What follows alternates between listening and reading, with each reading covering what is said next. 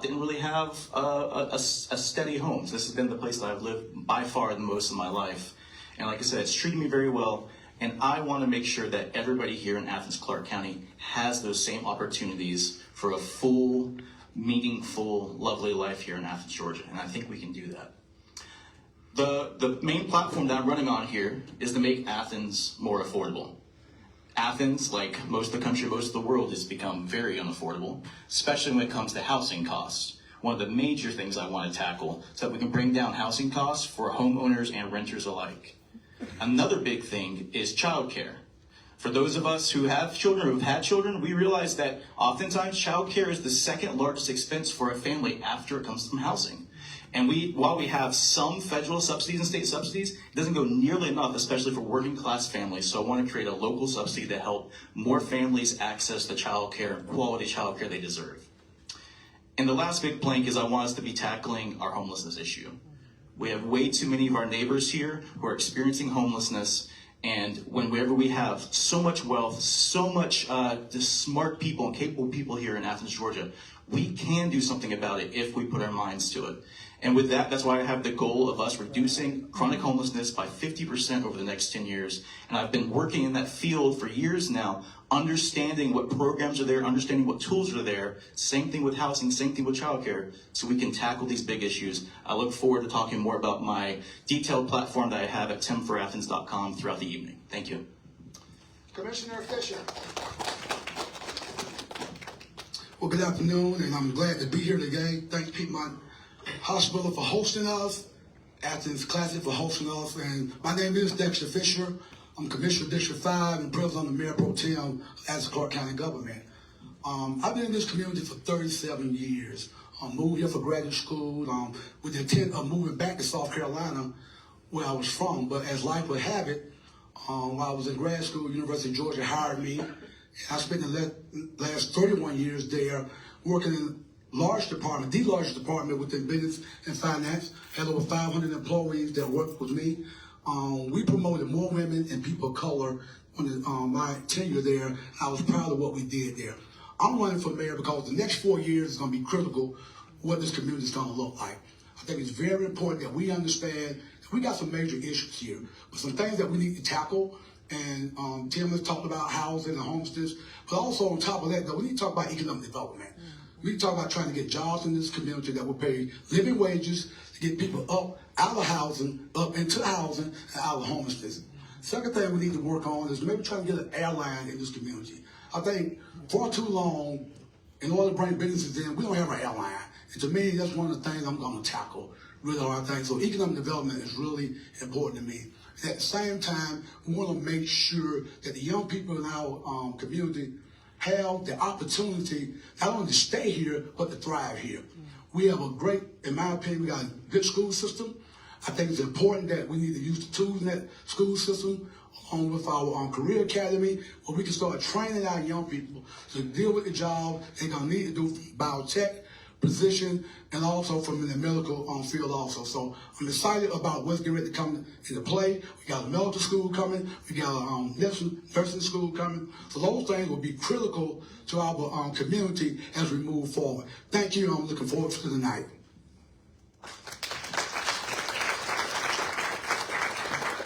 Dr. Lakeisha Gant. Good evening, everybody.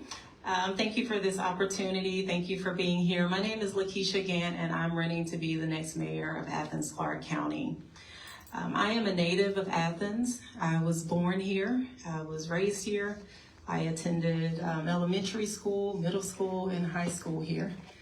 I came back from college and slept on my grandma's sofa for a year before starting graduate school at the University of Georgia. I'm a mother. I am a wife. I am a psychologist by training, and so I have worked in the professional world across the developmental spectrum. I have worked with a variety of different systems, and I have worked with a variety of different problems. My passion initially, and I still have a heart for schools and children. One, because children are our future. We hear that all the time, but quite literally, they are going to be the ones taking care of us. They are going to be the ones making the decisions, and they are going to be the ones that we rely on to be healthy individuals and to make solid decisions. I have served on the school board for the past a little bit over 7 years, and I also served as the president of the school board. And it didn't just become clear then, but I've always known that the conditions that families exist in, they shape students, they shape children, they really shape our community. And so I have an urgency to make the community better that I was born in. Athens is a beautiful place, but we have some challenges. Some of them are unique to Athens, some of them are not. And I believe that you need bold leadership. You need a leader with integrity. You need someone who is honest. And you need someone who is not far removed from the everyday struggle from the regular struggle of everyday people. I believe that I am that person, and I am looking forward to earning your vote. Thank you. Sharon Miller.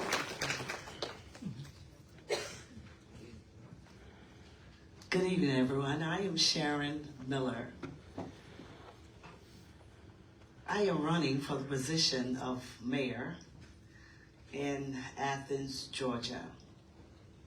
Now, my storyline is different. I am a transplant here to Georgia by way of the Methodist Church. I am an ordained clergy of 30 years. I raised my son here since age 2, so I have an invested interest in community. I am running on the platform of sensible governance. I want to make sure that our local government is set so that we can have a new horizon for the future. My style of management and leadership is that I bring to the candidacy an analytical and leadership perspective. And I want to be a game changer, and I want to be an advocate.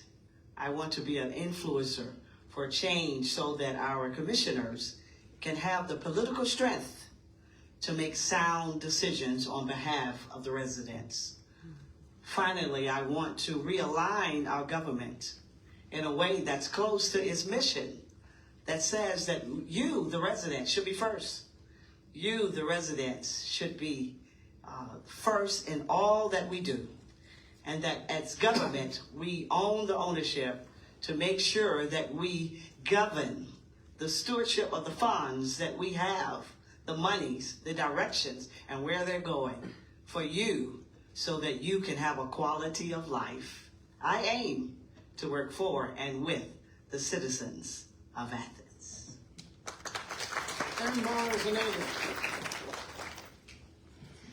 Well, good evening, everyone. Thank you for coming. Thank you, Tim Bryant, and thank you, ACI. My name is Mayoral, and I am originally from Nicaragua. I came in 1972, and my family fled from a totalitarian socialist government. When we came to New York, we encountered a city that was devastated by policy. It was nearly going bankrupt. And my family established a business there. And it came in the worst time, but we were able to redevelop economic policies in the area for the community that brought the area up. So when we came to Georgia here, I got involved with the school system, and I found that there was a lot of problems in the school, and I had to invest a lot more time as a parent, and I started helping minority families by translating to them and telling them what was going on. And it was through the school system that I started getting involved in community more and learning about the policies. And before I knew it, we were encountering situations like defund the police, which is something like being a New Yorker. It's not something that we, even though we had problems with the police, it's not something that we would defund, we would probably reform, you know? And I always believe that if something is working, but it has some problems, we should not eliminate them, we should reform them. I'm also bilingual. I can speak to the third largest voting population here in Athens. And so I'm looking to change the status quo here in Athens. I believe a lot of people are ready for change. So if we want change from the present status quo, then I would say look for a fresh new perspective from someone who comes from finance background, business administration. So thank you. Thank you. Thank you. Whoever had the phone ring just now reminded me to mute my own phone, so thank you for that. Point of order as we begin the questioning here. I noticed that each of you stood. Tim Denson started this. You each stood. Don't feel compelled to do that. Do what you want, but if you choose to remain seated, I think things might flow a little better if we do that a little more quickly. So, but again, that's going to be your choice. Mara Zuniga, you have the microphone, so the first question will go to you when you're getting the microphone. So the first question will go to you, and then we'll work our way down, and then we'll work our way back. So we'll go with this the rest of the evening. I put out a call for questions on my radio program, on my social media. I asked listeners and followers and friends to send me questions. A great many of them did. One kept insisting. This guy was persistent. He sent me 3 or 4 messages. Don't ask about homelessness. Don't ask about affordable housing. Guess what we're going to ask about first? Yeah, exactly. And those 2 issues, some will merge those into a single issue. We're going to give you some time. Let's take right out of the gate. Let's give them 90 seconds to answer this question because it's a large question. If we need to ask it again, we will. But Mara Zuniga, starting with you, tackle those questions. Affordability is the buzzword, the lack of affordable housing. What's causing it? What can we do about it? What, if anything, does that have to do with homelessness? What does that have to do with homelessness? Yes. Okay. So, to build affordable housing, I've spoken to a few developers, and the cost of building is just too high. I mean, we are trying to tackle something that is a national problem. Building costs and interest rates are really affecting affordability in this town. But what we've got to look at is the wages. You know, people are still not earning enough to buy properties. And when we look at also wages, we also have to look at taxes, because it's a problem that involves a lot of people that, first of all, if you have a property and your taxes go up, right, you won't be able to afford your property. You might have to sell it, move out, or you may become homeless. So a lot of people, when you look at affordability of something, you have to start looking at the affordability from a homeowner first, because you want people to keep their wealth. Now, we have had policies put out there that keeps people, we want to raise taxes so that we can make more things happen in Athens, but that's really not the way to go. We have to look at what the priorities are so that we can put those things first. Thank you. Sharon Miller. On affordability, here's my perspective, is that the model of cities have changed over the years. And what has happened in the forecast of Athens is that the urbanization of living has now come inside the city limits.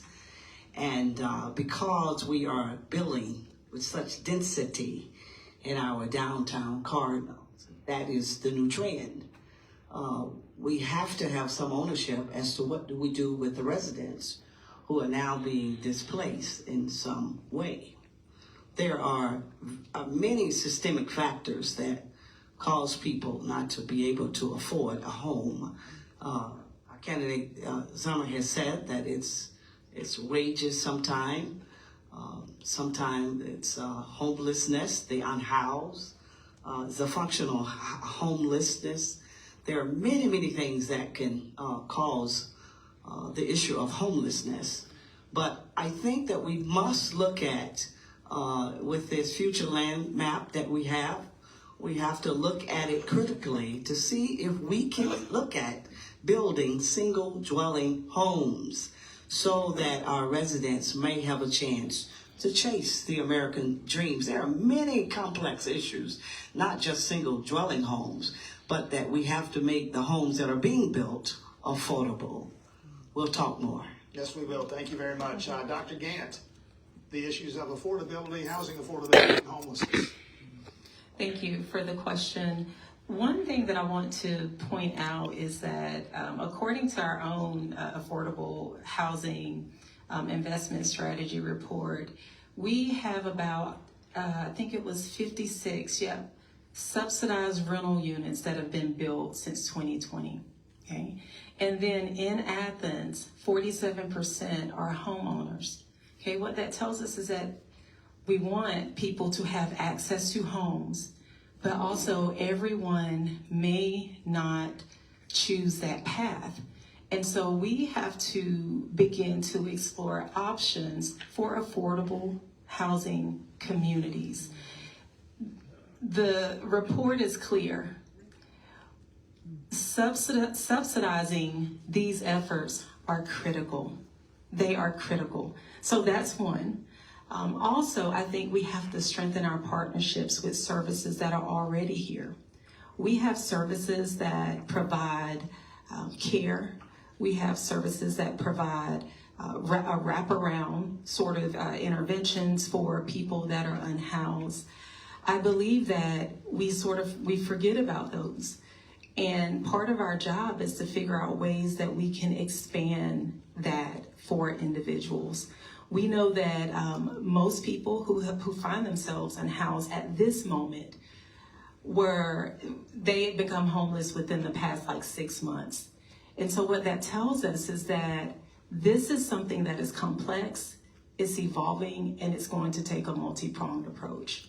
Commissioner Fisher. Thank you, Tim. I think everybody has alluded to this. What's going on in this country, the affordability piece is large and it's complex.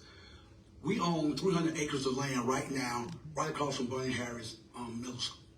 My plan would be to use that property to work with private developers, give them tax incentive to build affordable homes. So we have to look at property like that we have available here that's untouched, that we can do, that's got sewer and water, it's already in place, or we can build affordable homes for people in this community. Would it be ideal for school teachers that can live there, walk right across the street to Bernie Harris? So for me, that would be one of the things that we can do. From a perspective, when we're looking at the unhoused people in our community, then one thing we have to look at, and I talked about it in my opening statement, is we got jobs coming to this community. We got to get people trained. We got Miser coming to town. They're going to employ 1,700 people, $65,000 a year starting out. So we got to get those individuals trained, get them into those jobs, get them out of poverty, hopefully opportunity to get them into housing or even into apartments. But those type of things we got to look at when we start attracting industries here and make sure they're paying a living wage so people can afford to live here and enjoy life here in Athens. And finally, Tim Benson. Yeah, as it's been said, I mean, housing is an extremely complicated issue, but there are things that we can do, and there's been communities that have figured this out. I try to talk about it in three different segments. There's first where we need to be helping folks out with workforce housing, working class Athenians, people who right now are over the area median income, and that really is something. The way we tackle the housing costs for them, because housing is too expensive for all of us. It doesn't matter how much wealth you have; it's too expensive for all of us. So that first group, that is where the supply and demand comes down to. We do not have enough supply of housing here. When we look at communities, even as close as Atlanta, which has increased their supply, they have actually seen housing costs stabilize and in some areas go down. Completely different trend than most of the rest of the country. The next big part is, where we have to start getting into the subsidy sum. This is where programs like our inclusionary housing policy, where that way that works is whenever a developer comes in, they're going to build something, we make an agreement so that, like, say, 10% of their housing will be designated as affordable. That can help the folks who are at 60 to 100% of the area median income, who need some help. The hardest part is going to be that deep subsidy, though. We have a lot of people here who are drastically in poverty below the 60% area median income part. That's where we need to have social housing. We have not been building up enough. The Athens Housing Authorities are really our only agency that's really been doing that. And I think the local government working with the state, the federal government, and the housing authority, along with private developers, needs to start getting into that social housing aspect too. And the homelessness, that's just too big. Hopefully we'll have another question on that one. We will take another bite out of that apple, but since you have the microphone, and we'll start with you and work our way back on this one.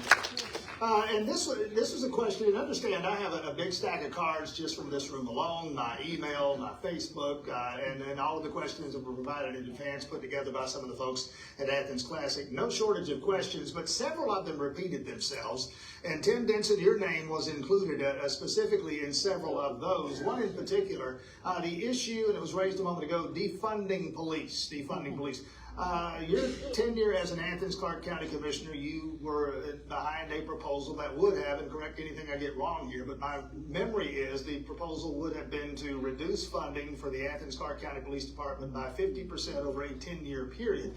Some call that defunding police. The question is, as a public safety matter, where are you now on that issue? We'll let the other candidates as well speak to the issue specifically of funding for law enforcement in Athens Clarke County. Sure. So yeah, that proposal would basically was to move 5%, reallocate 5% from direct law enforcement into wraparound services such as behavioral health services, such as resource allocation, having people like street outreach teams out there actually trying to connect people to resources, and that was part of that program. An exciting part about that is that we actually did fund a number of the things from that proposal in that year's budget and in subsequent budgets. One of the biggest parts being our co-responder units that we now have increased greatly here in Athens Clarke County because they work. Because we should not be expecting our police officers to have to be the people who understand the homelessness issue and solve it for us. We should not be expecting police officers to be the ones that actually know about behavioral health and mental health specialties and how to get people who are in a mental health crisis back where they need to be, stabilized. We've been putting too much on our police forces, not just here in Athens, but across the entire country, and expecting them to solve all of our problems. I don't think that's fair for them. I don't think it's fair for the community, because we need those police officers to be out there tackling those violent crimes and dangerous crimes and making sure that we are all safe. But not, again, being social workers, not being caseworkers, not being therapists. Commissioner Fisher, the question of funding for law enforcement. Well, first of all, I would never defund our police department. If you look on public safety, is so critical in our community. Two things we've done since I've been on that commission. We funded and staffed our real-time crime center. It was not in the mayor's budget. With me being the mayor pro tem, I put it back in the budget. We fund the real-time crime center fully. So we got a real-time crime center now. Secondly, we got more police officers in the history of this community. We fully staffed. That's unheard of in public safety. So we fully staffed. Third thing we've done, we're making sure that our officers are paid well, make sure that our sheriff department is paid well, our probation officer is paid well, and our warden office is paid well. So I'm always going to be an advocate for the men and women that work in public safety. And we need those men and women to know that they're supported by their local government. And I will support them 100%. That's never going to change. We're going to continue to help them do their job, make sure they got the equipment, make sure they have the vehicles in order to perform in this community. What has happened to Athens, when I moved here in 1988, we was a small community. Now we're an urban community with urban problems. So we need our police department, our public safety, and also our fire department. We can't forget about them. They do a yeoman's job, make sure this community stays safe. And we just gave them a nice raise with their union contract. So public safety is my #1 priority moving forward with this community. Dr. Dan. Thank you. Can you ask the question again for me? Probably not, but I will try. Broadly stated, it has to do with funding the Athens Clarke County Police Department. Again, Commissioner Denson, as commissioner, was part of a movement to, as he would say, reallocate some of the resources. What would you do with funding as mayor? And understand the mayor's role in setting the budget. What would you do? What would you put police and fire and law enforcement?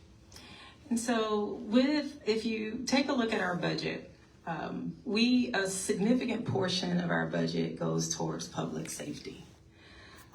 While I do believe that it is important, for instance, for violent crimes to be solved, and for us, if I have an issue, I'm calling 911.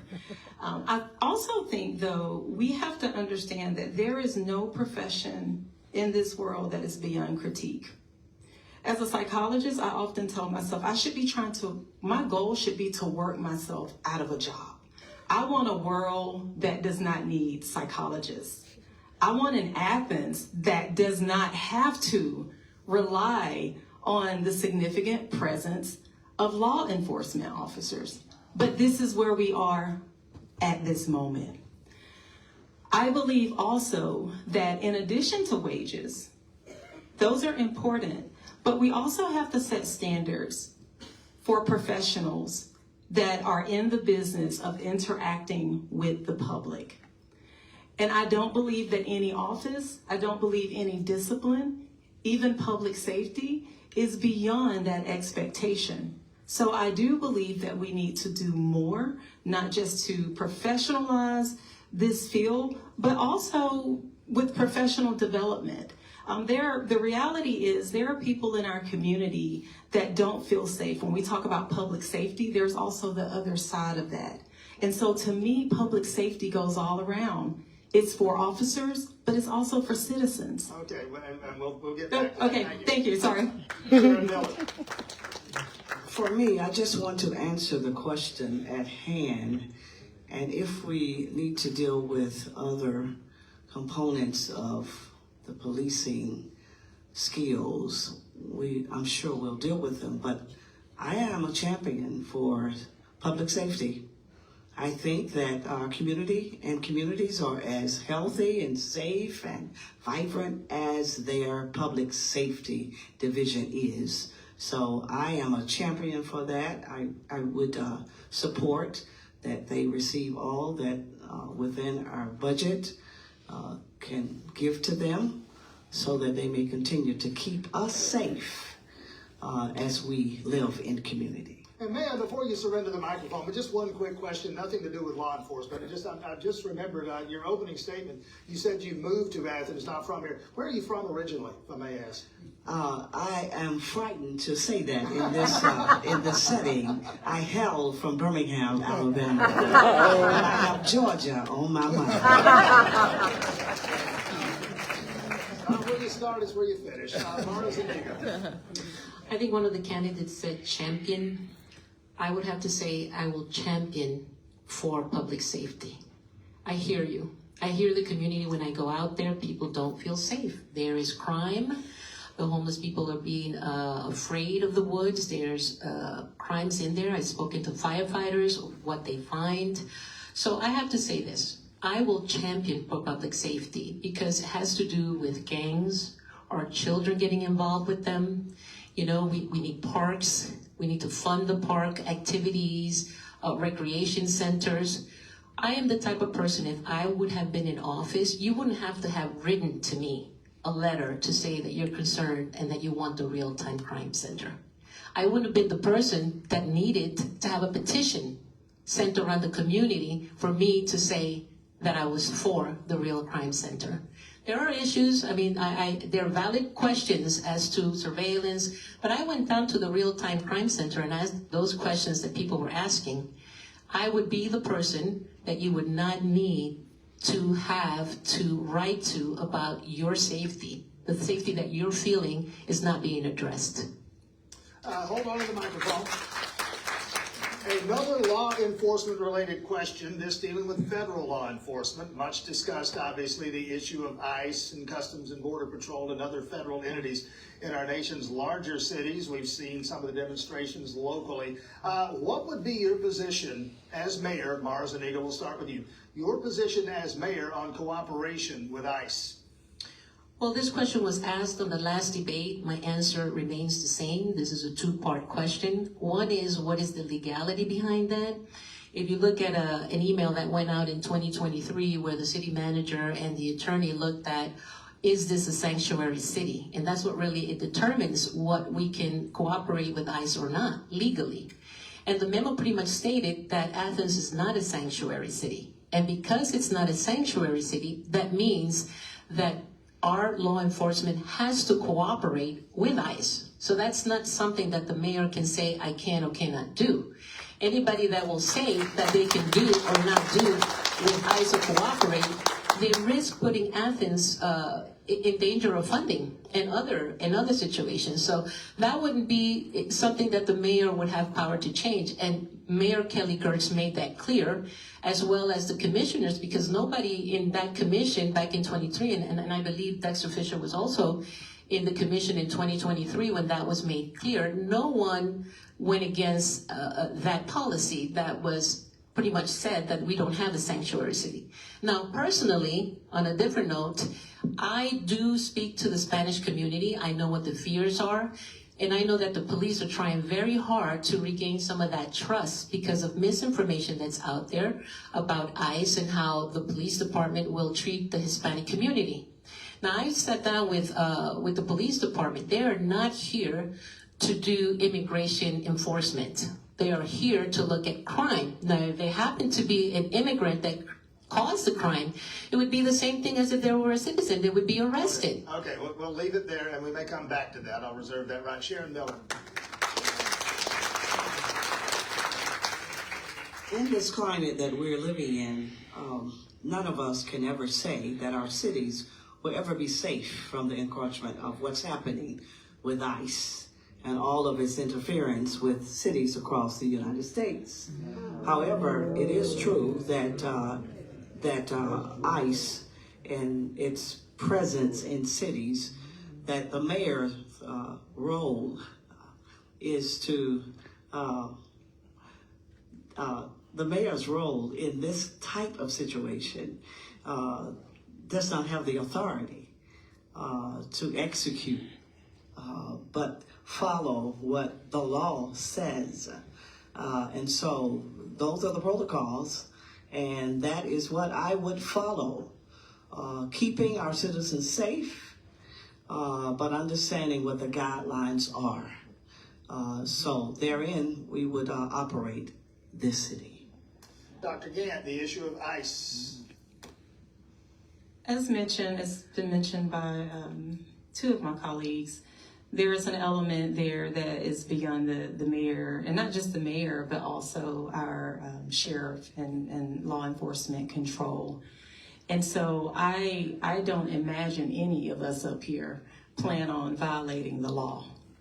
I can speak for myself, but also I would guess that would not be our approach as well. But I want to make clear that because a city cooperates with ICE, that does not mutually exclude us from being sure that we allow our neighbors and our community members who are part of the immigrant community know that they are a part of our community. And unfortunately, in this conversation, this very national conversation that gets very local, it gets very nasty, in the process of that, we create that as like it's an either or. And it's not an either or. A lot of this is how do we go out of our way to be sure that our immigrant community feels safe, feels that they belong, and that their humanity is recognized. And I do believe whoever is in leadership, mayor, commission, that is part of our role as being leaders of Athens. Thank you. Dexter Fisher, Commissioner Fisher. I think most of us agree, at least three and myself also agree with how we deal with ICE. And again, I think at the last debate, at least once a week, I reach out to our chief and to our sheriff. And, you know, one of the things we always ask is there any activity going on in our community? Most of the time, the answer is no. There's not any activity going on in our community. I think for us, we have to, it's a federal law, so we have to follow the law. No mayor, no commission can make those decisions. So we have to follow what's on the books and what the law says. We have to do that.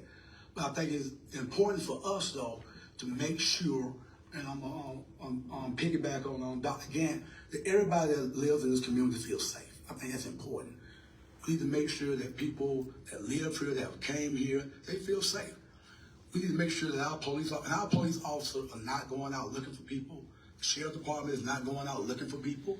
Now, if they get a warrant, that warrant could be for anybody. They'll go serve that warrant.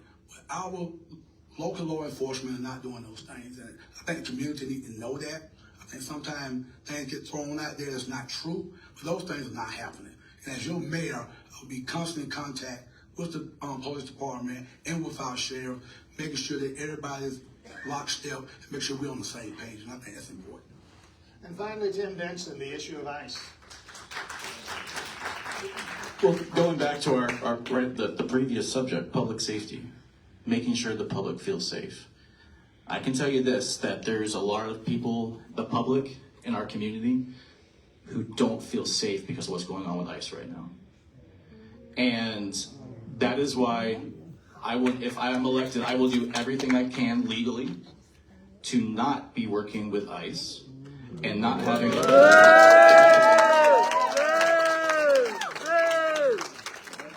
strong statements get strong reactions.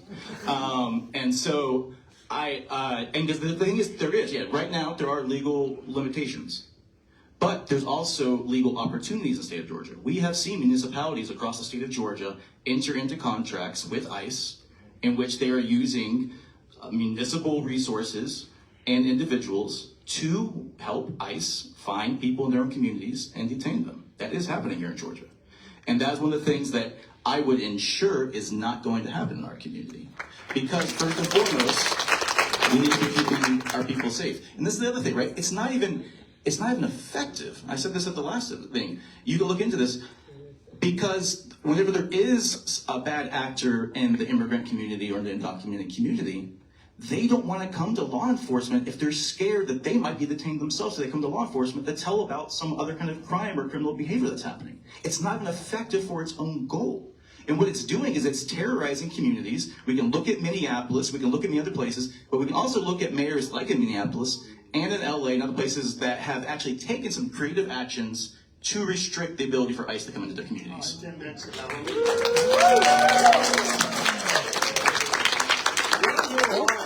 Question, and I promise we'll change the subject. It occurred to me a moment ago, we spent a lot of time earlier talking about police, the Athens-Clarke County Police Department. Sheriff Williams would not forgive me if I didn't mention the Athens-Clarke County, the Clarke County Sheriff's Office as well. I was in a news conference some months ago with him when he was discussing the latest inmate overdose death. There have been, somebody tell me, 3 or 4 of those within the last year in the Clarke County Jail alone. He spoke of a great many problems that contribute to that one problem, in addition to a great many others. But it all bottom line to the issue of funding, the lack of resources. Speak specifically to what you could do as mayor to assist the Clarke County Sheriff's Office. Yeah, I mean, I definitely supported what the commission did previously, and which was to try to match the rate that the sheriff's deputies were getting with the police. I think that equity needed to happen, and I'm glad it happened, and I supported that. But when we're going to talk about it, it's difficult. One of the things we need to do is we have a limited workforce in that jail. The deputies are overburdened with having to do too much. So one thing you can do is have more deputies, just put more deputies in there. Very expensive, going to cost all of us a lot of money. Or we can look at reducing how many people are actually in the jail and have to be supervised by those deputies. One of the biggest things is, again, here in the state of Georgia and across the country, how are we dealing with homelessness? We're trying to arrest it away. We're arresting people constantly for loitering, for trespassing into like shopping centers and such, and we're putting them in jail. And here's the thing, y'all, that's really expensive.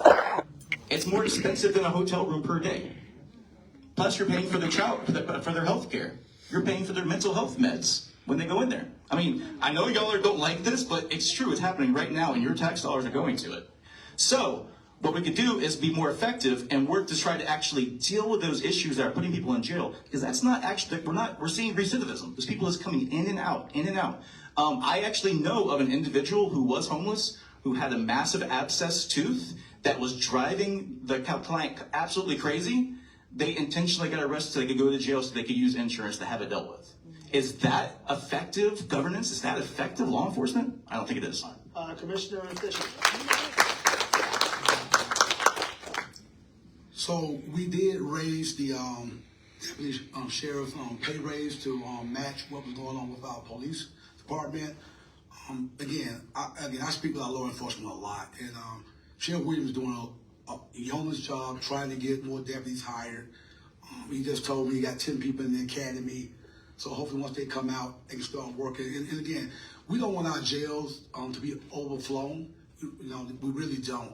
One of the programs that they're doing, they started a program for women doing construction, training them how to do construction jobs. So when they do get out, they have an opportunity to go to work and they're not going back to jail. So some of the things that they're doing in our jail population is trying to make sure that people that are locked up, that we try to get them skill set so they won't go back in, get them a decent paying job with a decent paying wage, so they won't have to end up going back into the jails. I think what's important for us to realize is when our jails get overcrowded, they become a problem.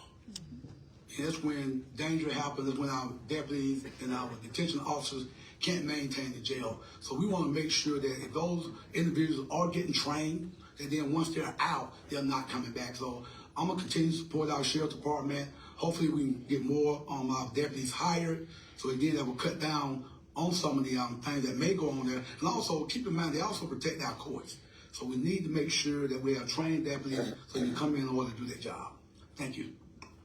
Lakeisha Gans. As it relates to the jail, I do think it's important to look at, there has to be equity between not just the police department, but individuals that are working directly with our incarcerated community members. But I want to just make a note that right now in our jail, we have individuals that do not get visitation. They do not have face-to-face visitation. And while we have programs are great, but we also have to be stewards of the things that we start. And so just because we have a program, individuals or our women who have had access to these programs, do we follow them when they are released? Do we provide them with the resources that they need once they're released? I can tell you, just in general, as a psychologist and being a part of the mental health community, we do not. And as someone mentioned earlier, we cannot, as much as we sort of talk about these things, I want us to think a little bit with more intention. There's no way that we can arrest our way out of the issues that we have. A significant portion of individuals that are locked up have mental health issues.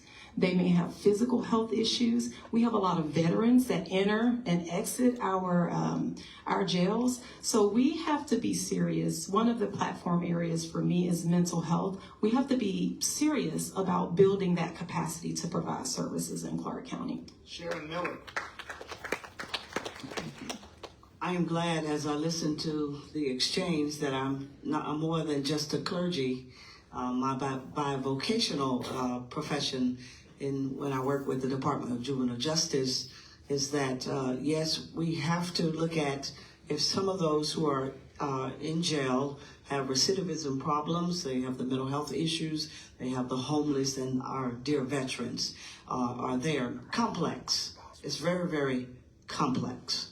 As a mayor, I would sit down with our Sheriff Williams and talk about what's happening, and I would secure dialogue with other jurisdictions around our county, other cities, to see how are they addressing this issue. And I want to pause and say that we're sorry and give our grievance to those persons who died. There are sometimes many days go by before families are notified. So there are some issues that's happening, but I want to salute our men and women who are giving their very best with what they have. But I would do an assessment, ask questions, and come up with a concrete plan of action from my level. It's not much that the mayor can do, but I would want to find out and bring solutions, if we could, from this level. Thank you. And Mara Zuniga.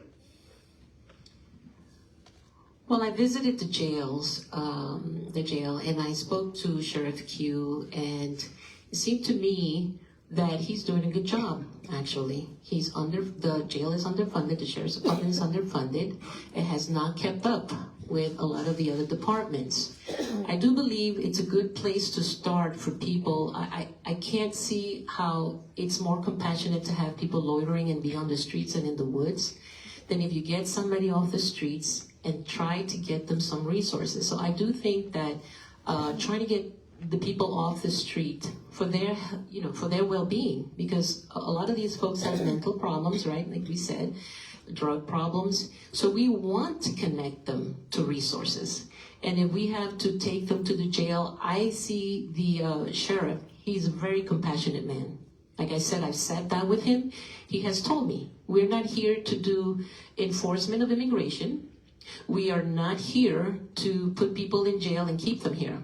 He wants to connect resources. I also saw what the women were doing there. They also have an art class to have people, connect to, something that is worthwhile. So they're doing a lot, considering that they have been underfunded and understaffed. Shifting gears, moving away from law enforcement, I want to talk about some economic development issues. And let's start with the mall, the Georgia Square Mall, a deal that had been evidently in the works for a period of time has evidently collapsed. What should be done? What would you as mayor work to do with that property? Mara Zuniga.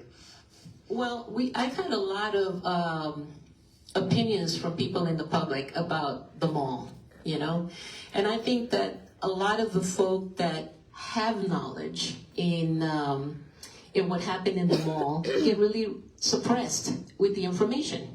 They try to bring out what was going on. They saw that it wasn't going to work out, and yet the local government would not listen to people in the community that had a lot of knowledge, that read all the information on the mall. That's important to get people involved. And the problem is that in the local government, we have the same type of thinking folk that consult the same people that think like them to try to solve problems to come to the same conclusion. And so what we need to do is get folk who have experience in finance, in business, in development, and sit down with them. Because those are the folks that we have to sit down with. Not people that think like us. It's people that will challenge us, that will challenge what we're supposed to be doing. And that means a lot of the folk in this community that don't have a voice right now. Thank you. Listen, the mall was a failed initiative. It failed. It probably failed because when I stood in the beginning, I said that I was running to be a game changer and a leader with integrity, that our commissioners could have political strength to make good decisions on behalf of the community. I would investigate what's in place. I'm on this side, so there are a lot of questions that you can't answer, but I would investigate to see what we could do with that space. And if it's a sculpture that's already there, it certainly would be a primary place to look at homeless, answering the question about homelessness and putting some people in there. When I spoke to the veterans last week, they said, is it possible that our developers can make room for our veterans? Something creative has to come out of that space that will be effective for our community. So I would examine it, I would ask, and see can something come out of it. I see that you don't want housing there, but it has to be used for something that's going to be useful for our community. Dr. Gant. Yes, I am going to just point out, we were just talking about housing and homelessness. And at some point, we have to provide a place for people. We have to work to solve that problem. I do think, so when this project came before the school board, I was skeptical and I did not vote for it because once there are so many moving pieces, things start happening and things move very slow in government. And before you know it, you have a product that no one envisioned is turned into something else. And also, I did not agree with pausing what the school district would receive while we sort of waited on that to be developed. I would love to see that space reimagined, particularly for our aging population. We have an aging population in Athens. There are individuals, we sort of forget about people unless they're like our age. Not everybody is ready to go to a retirement community. Not everyone fits a skilled nursing facility. But I can tell you there are a lot of people in Athens who want companionship. They want community. They are overpaying taxes on their homes. Their homes are too big. And I would like to see us reimagine that space. And that will take also collaboratives with developers, I'm sure. But I think we can be creative. All right, Commissioner Dexter Fisher. Thank you, and I want to echo my colleague here, Dr. Kent. I was working for the school system when it came upon us, and I had recommended to our school board not to support that because I thought it was affect the taxes with the school. Our local government have not spent any money on that mall. As a fact, the attorney that was representing us, the developer was paying our attorney. So we have not spent one dime on that mall at all, not one dime. Now, they are going to come back and redevelop that space. And there's going to be housing in that space. But we had all these community benefits that they was asking for. It was just impossible for them to get funded because of all the community benefits that the commission before us has sort of, put on them, so they couldn't do it. So that project is dead. So what's going to happen? We're going to vote for an overlay district. We're going to ask them